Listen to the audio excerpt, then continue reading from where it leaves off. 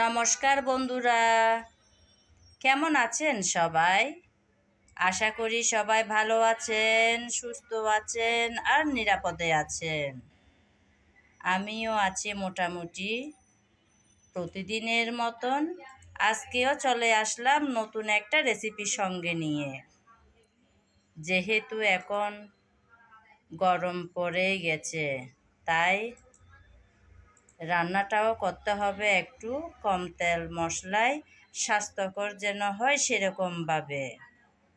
প্রচণ্ড গরম কিন্তু এই গরমে সজনে ডাঁটা দিয়ে আর কিছুটা সবজি আমার কাছে ছিল পেঁপে, গাজর, টমেটো, সজনে ডাঁটা আর আলু।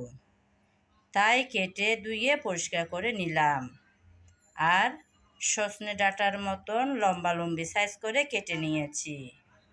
ভীষণ মজার এই রেসিপিটা দেখতে চাইলে বন্ধুরা আমার সঙ্গে থাকুন। এই গরমে স্বাস্থ্যকর একটা মজাদার রেসিপি। এই রেসিপিটা এতটাই মজার হয় যে কখন যে এক প্লেট ভাত নিমিষেই শেষ হয়ে যাবে টেরও পাবেন না। চলুন তাহলে বন্ধুরা এবার রান্নাটা শুরু করা যাক। রান্নাটা বসানোর জন্য চুলায় একটা প্যান বসিয়ে তাতে পরিমাণ মতো তেল দিয়ে দিলাম। তেল হালকা গরম হয়ে আসছে। এখন গরম তেলে আমি কিছুটা চিংড়ি ভেজে নেব।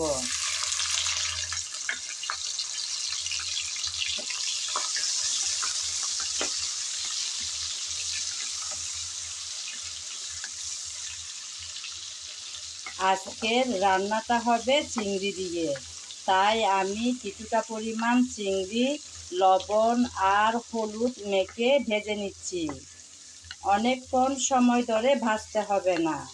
নিশ্চয় আমার আপুরা দিদিরা জানেন যে চিংড়ি ভাজতে খুব একটা সময় লাগে না, 2-3 মিনিট একটু নেড়ে চেড়ে নিলেই হয়ে যাবে।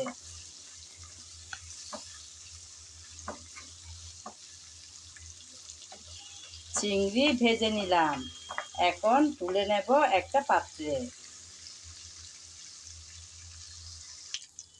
চিংড়ি সব ভেজে তুলে নিলাম। এখন চিংড়ি ভাজার তেলে দিয়ে দিচ্ছি পেঁয়াজ কুচি, কারণ আমি আজকের রান্নাটা করব চিংড়ি ভাজার তেলে। আপনাদের যদি এরকম ভালো না লাগে তাহলে নতুন করে আবার তেল বসিয়ে রান্নাটা করতে পারেন। আমার এরকম চিংড়ি ভাজা কিংবা মাছ ভাজার তেলে রান্নাটা করতে ভালো লাগে, তাই আমি বসিয়ে দিলাম চিংড়ি ভাজার তেলে। পেঁয়াজ কুচি দিয়ে দিলাম, নেড়ে চেড়ে হালকা ব্রাউন কালার করে পেঁয়াজ ভেজে নেব।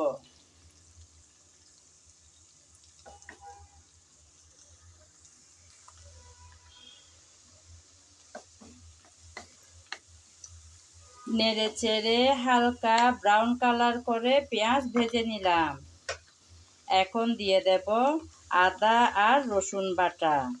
আমি আদা আর রসুন একসাথেই বেটে রেখেছিলাম, ওখান থেকে কিছুটা পরিমাণ দিয়ে দিলাম।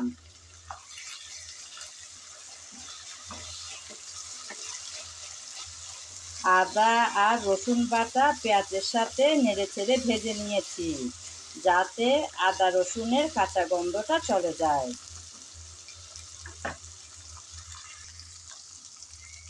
এখন দিচ্ছি হলুদ, তারপর মরিচ। ঝালটা যে যেমন খেতে পছন্দ করেন সেরকম দেবেন। এখন দিলাম জিরা, ধনিয়া, গরম মশলা সব একসাথে গুঁড়ো করা পাউডার। তারপর দিলাম স্বাদ মতো লবণ।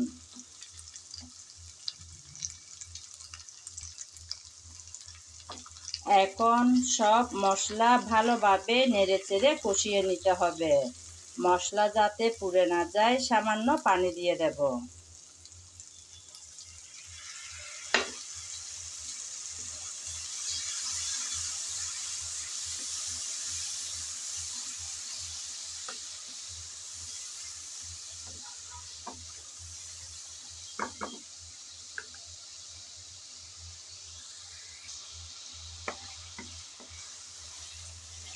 কিছুক্ষণ সময় ধরে মশলা কষিয়ে নিলাম।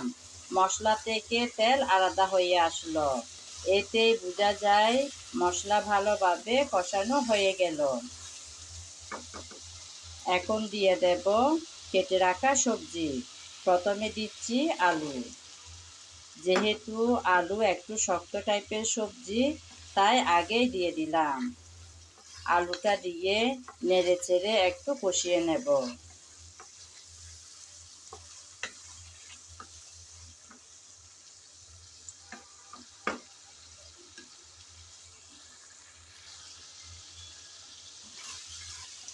আলুটা দিয়ে 2-1 মিনিট নেড়ে চেড়ে একটু কষিয়ে নিলাম। এখন দিয়ে দেব গাজর।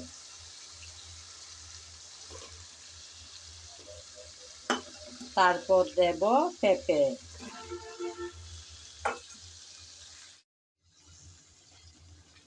গাজর, পেঁপে, আলু আবারও নেড়ে চেড়ে ভালোভাবে কষিয়ে নেব।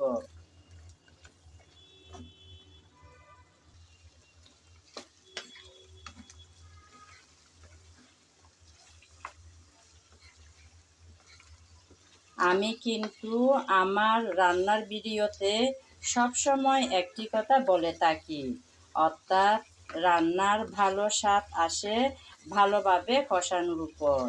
যেমন সুন্দর কালার, সুন্দর ঘ্রাণ, ভালো স্বাদ, তিনটাই কিন্তু আসে ভালোভাবে কষিয়ে নেওয়ার পর।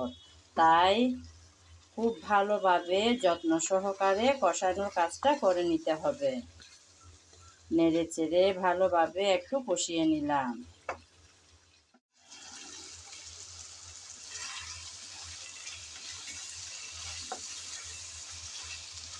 আলু, গাজর, পেঁপে তিনটা সবজি দেওয়ার পর কিছুক্ষণ আমি ভালোভাবে নেড়ে চেড়ে কষিয়ে নিলাম। এখন দিয়ে দেব সজনে ডাঁটা।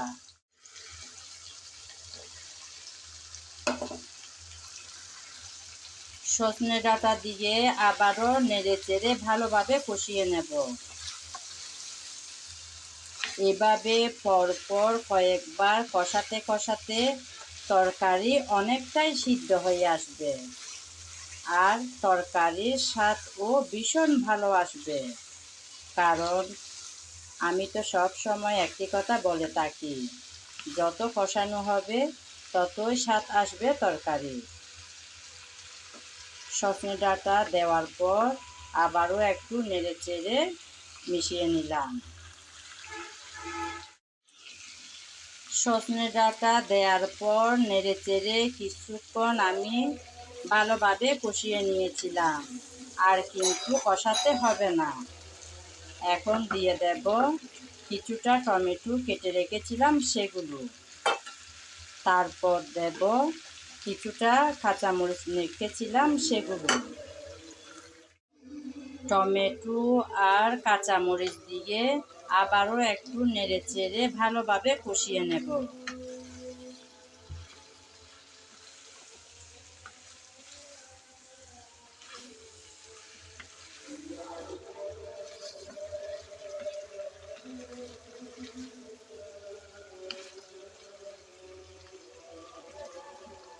টমেটো কাঁচামরিচ দিয়ে নেড়ে চেড়ে ভালোভাবে আমি কষিয়ে নিলাম, আর কিন্তু কষাতে হবে না। এখন দিয়ে দেব ভেজে রাখা চিংড়ি।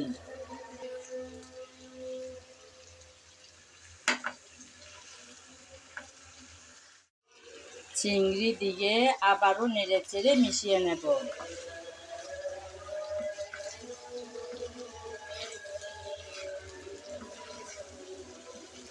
চিংড়ি দেওয়ার পর আমি ভালোভাবে আবারও নেড়ে চেড়ে সব সবজি কষিয়ে নিলাম। আপনারা তো নিশ্চয়ই দেখেছেন বন্ধুরা, পরপর আমি অনেকবার অনেকক্ষণ সময় ধরে এই সবজিগুলো কষিয়ে নিলাম। এখন দিয়ে দেব পরিমাণ মতো পানি।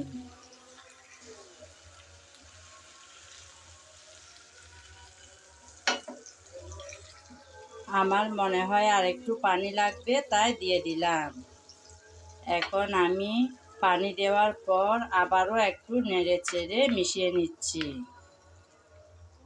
এখন ঢাকনা দিয়ে রান্না করে নেব কিছুটা সময়। ফিরে আসব কিছুক্ষণ পর।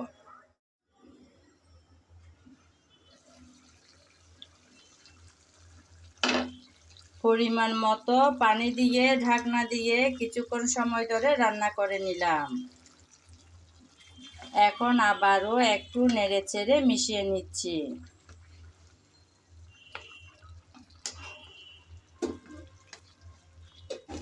অনেকটাই কিন্তু নরম হয়ে আসছে সবজিগুলো। আপনারা চাইলে এই রান্নাটাতে ডালও ব্যবহার করতে পারেন, আমি দিলাম না। ডাল ছাড়াও এই রান্নাটা ভীষণ মজার হয়। নেড়েচেড়ে একটু মিশিয়ে নিয়েছিলাম। এখন আবারও কিছুক্ষণের জন্য ঢাকনা দিয়ে বসিয়ে রাখবো। ফিরে আসবো কিছুক্ষণ পর।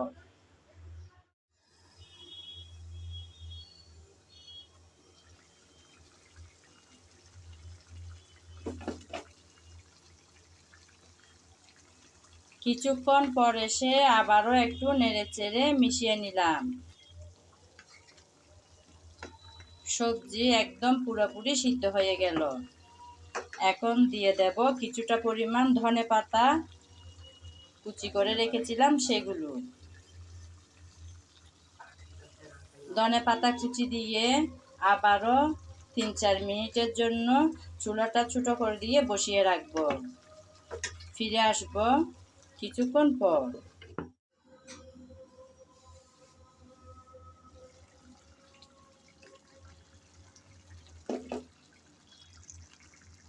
এই যে বন্ধুরা, আবারও 2-3 মিনিট পর চলে আসলাম আমার রান্নাঘরে। আমার রান্না কিন্তু একদম রেডি। চুলাটা আমি ছোটো করে দিয়ে তারপর ঢাকনা দিয়ে কিছুক্ষণের জন্য বসিয়ে রেখে গিয়েছিলাম। একদম রেডি হয়ে গেল মজাদার আজকের এই সবজি রেসিপিটা। এতক্ষণ যারা আমার সঙ্গে ছিলেন, আমার ভিডিও জুড়ে ছিলেন, তাদেরকে জানাই অসংখ্য অসংখ্য ভালোবাসা। আগামী ভিডিও দেখার আমন্ত্রণ জানিয়ে আজ এখানে বিদায় নিলাম। আমার আজকের এই রেসিপি যদি কারো ভালো লেগে থাকে তাহলে একবার হলেও ট্রাই করে দেখতে পারেন বন্ধুরা। ভীষণ মজার আর এই গরমের স্বাস্থ্যকর একটা রেসিপি। চাইলে এটা রুটি, পরোটা কিংবা সাদা ভাত সব কিছুর সাথেই ভীষণ ভালো লাগে খেতে।